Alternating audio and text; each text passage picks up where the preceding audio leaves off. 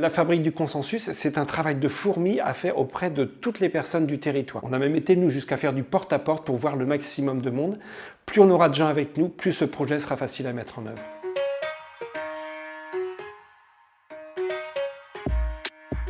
Puis Priac et Saint-Ganton, c'est deux communes qui sont dans le sud de l'Ille-et-Vilaine, qui représentent à peu près 4200 habitants AL2, donc on est vraiment en territoire rural, deux communes voisines qui se sont lancées dans l'aventure Territoire zéro chômeur de longue durée en juin 2014. On a été le premier territoire à démarrer en France et on a eu la chance d'avoir 2 ans et demi de préparation avant d'ouvrir notre entreprise. Pendant 6 mois, on a mobilisé le territoire. Après, pendant 3-4 mois, on a rencontré des personnes privées d'emploi.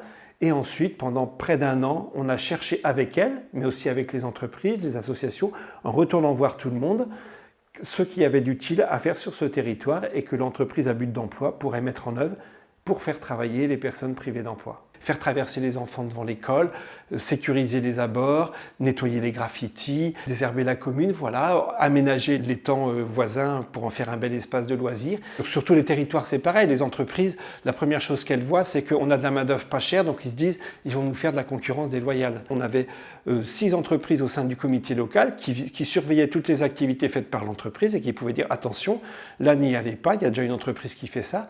Donc c'est important, parce qu'il les rassure aussi, c'est de sentir qu'ils ont la main sur ce projet. C'est pas un truc qui tombe d'en haut, tout plaqué, où ils vont être spectateurs, mais ils peuvent faire bouger les choses pour que ça reste dans les clous et que ça ne leur fasse pas tort. Donc 2 ans et demi après l'ouverture de TZA, on a fait un bilan intermédiaire qui est vraiment très positif.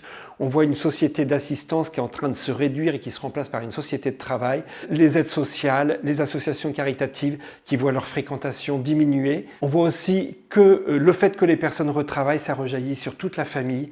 C'est que ce n'est pas juste un projet pour des personnes au chômage, c'est un projet qui va refaire bien vivre tout le territoire.